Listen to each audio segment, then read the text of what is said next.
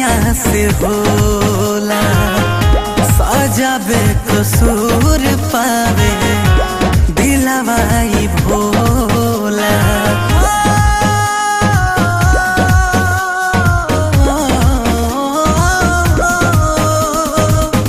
बात शुरुआत सारा अखियां से होला सजा बेकसूर पावे दिलवाई भोला। छछने लताड़ा पेला जिए घूट घूट के दिल बदनाम बा झूठ के शीशा जैसन टूट के। दिल बदनाम बा झूठ के शीशा जैसन टूट के।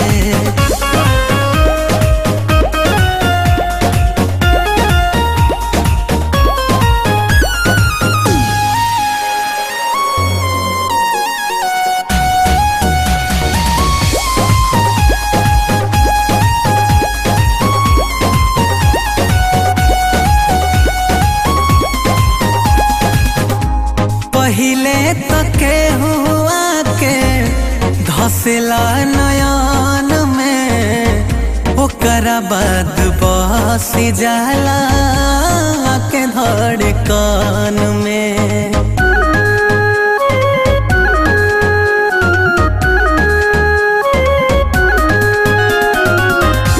पहिले तके हुआ के धसेला नयन में ओकरा बाद बसी जाला के धड़कन में।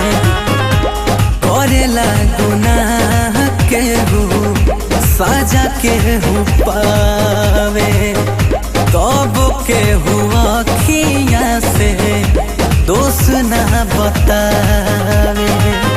अखिए करन दुनिया दिल पे ढेल मारे छूट के।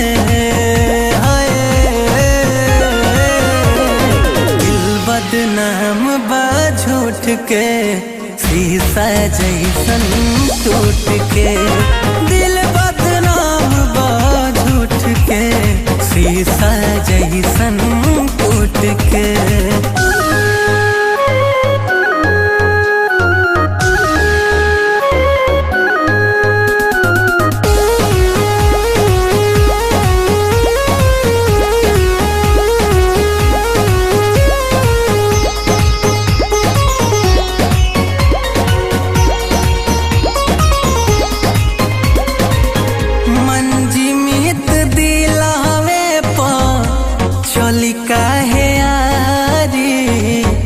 बराबर सजा के बड़ुए अखियों भागीदारी।